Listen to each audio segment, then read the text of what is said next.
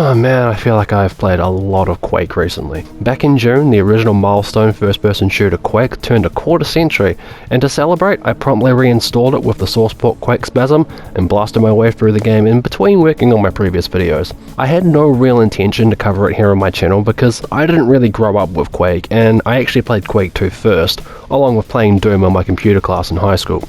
My first real exposure to the original Quake was playing the Nintendo 64 port at a friend's house during a summer holiday when I was 15. Yeah, almost as rough as my first experience playing Doom, which was the PS1 port of Final Doom. Bethesda then surprised us recently at Quakecon, dropping a remaster of Quake on us without any warning, not just for PC but for consoles too, with my footage being captured from the PS4 version.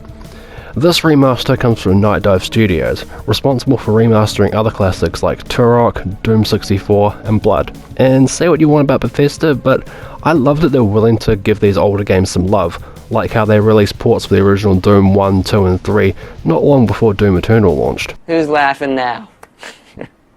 It's kinda hard to understate the importance and impact Quake had not only to the shooter genre, but the industry as a whole with its massive leap forward in graphics technology. It wasn't the first shooter to utilize full 3D graphics.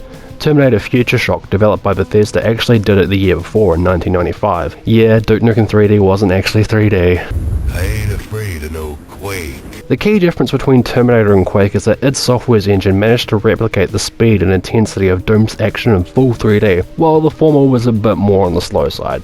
Casting aside the technical achievements, Quake is extremely similar to Doom, just with the gothic Lovecraftian tone and aesthetic. I mean, the game is split up across 4 episodes with levels largely comprised of key hunting and activating switches. The weapon lineup is very similar, with the nail gun and railgun substituting for the chain gun and plasma rifle respectively.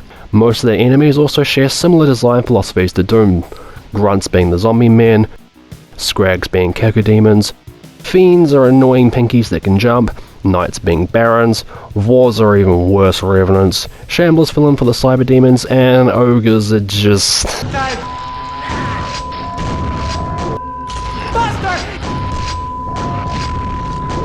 You old horny slut! Well, no one's gonna top that.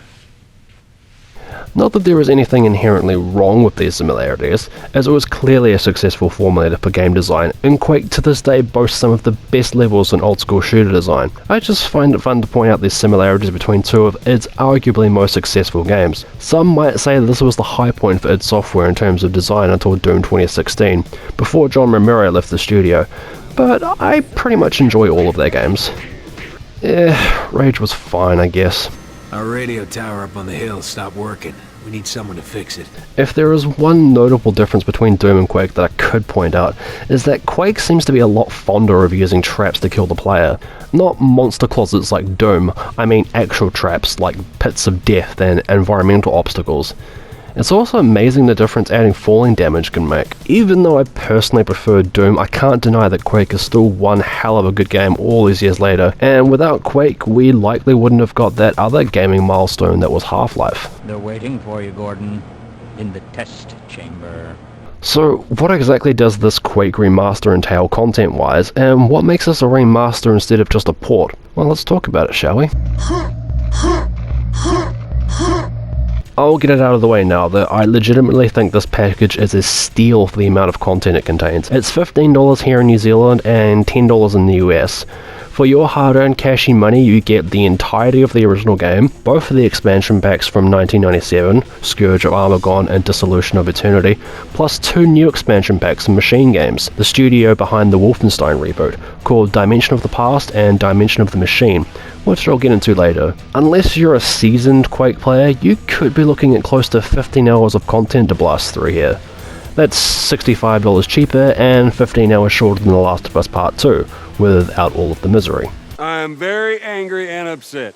When I first opened the options menu is when I started to notice that Night Dive had actually done a bit of work here. There are options for anti-aliasing, dynamic lighting, even motion blur and chromatic aberration if you like those options.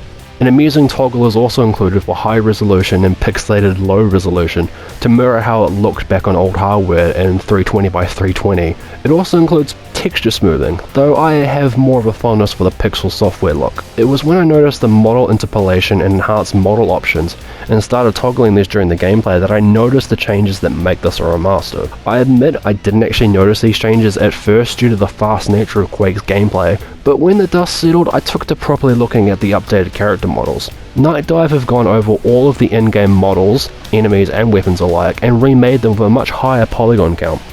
A lot of care has been taken in this process, it seems, to keep the original art style of Quake intact while adding additional flair afforded by modern memory. These changes are subtle enough to not be noticed during moment-to-moment gameplay, but when you take a moment to examine the differences, you can see a noticeable difference in model fidelity.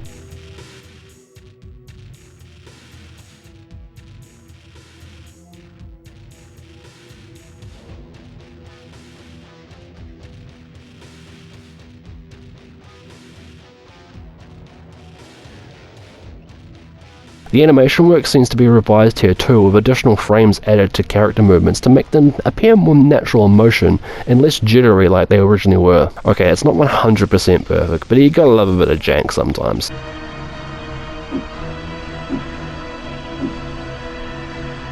And John Romero also pointed out that part of E2M6's original design, which was cut due to storage issues, has been restored here in this remaster, which is a very neat touch and shows that Night Dive really cared for Quake's legacy. This is not too dissimilar to how a cut mission was restored in last year's Destroy All Humans remake, which is a game I also highly recommend.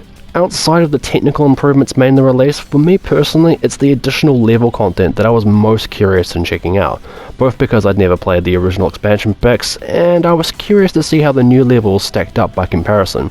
The Doom 3 BFG edition had also included a brand new mission pack that I remember being pretty lackluster aside from the hell sections.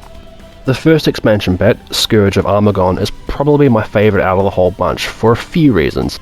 Its first episode was set entirely in these industrial sci-fi locations, which felt reminiscent of both Doom and Quake 2, which led to giving the game a different atmosphere.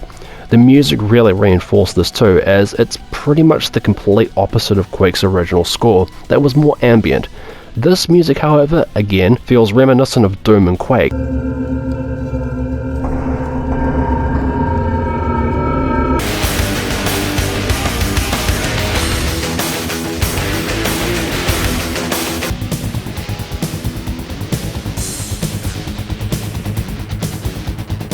There's even a track that feels like it came straight out of Castlevania.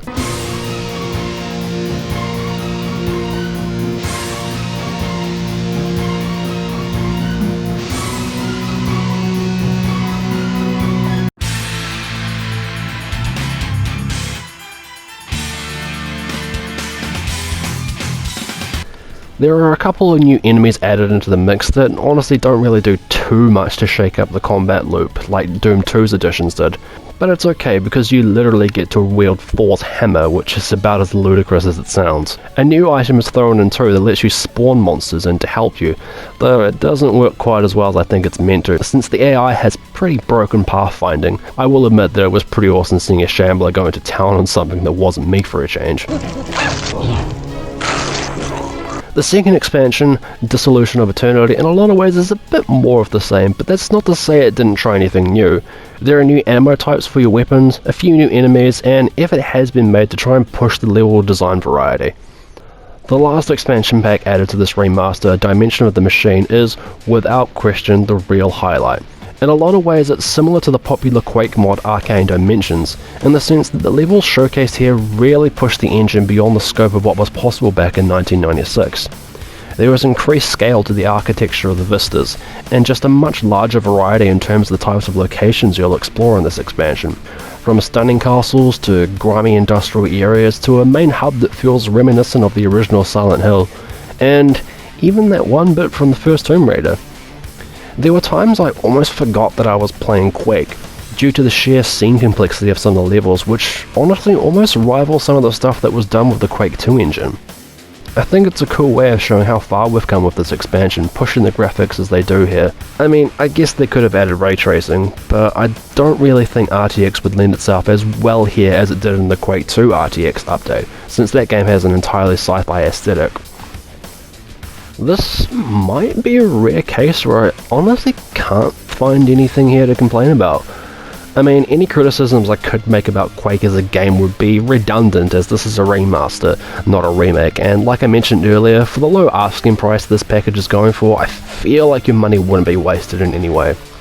Heck, it even supports online co-op and deathmatch. That's something the previous ports of Doom on consoles couldn't even do for some reason. Playing through Quake in co-op is definitely a very fun time, especially on the hard difficulty. As for the deathmatch, well, to say that it's chaos would be an understatement, and I'd honestly love to see Ninja try and go through rounds here. Fuck you, man. Fuck you. You're dead. You're gonna lose the fucking game. You're a bush camping bitch. Fuck! What else can I really say? This is a fantastic remaster of a great game, and a very fitting celebration for Quake's legacy. Even though it's likely nothing will really recapture that feeling of playing it for the first time back in the Nintendo 64. What's that? Quake Remastered comes with a port of Quake 64? I am living!